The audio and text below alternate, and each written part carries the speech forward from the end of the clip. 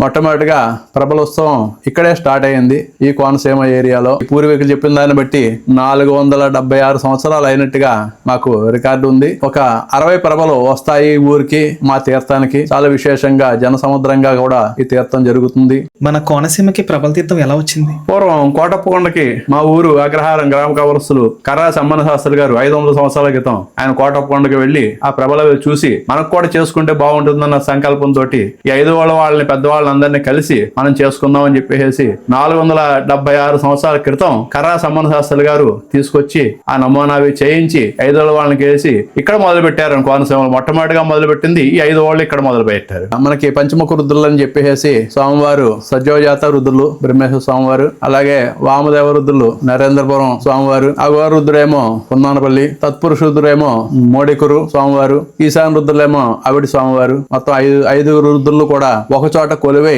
ప్రభల తీర్థాన్ని జరుపుకునేందుకు సనాతనంగా 476 సంవత్సరాల నుంచి వస్తున్నది.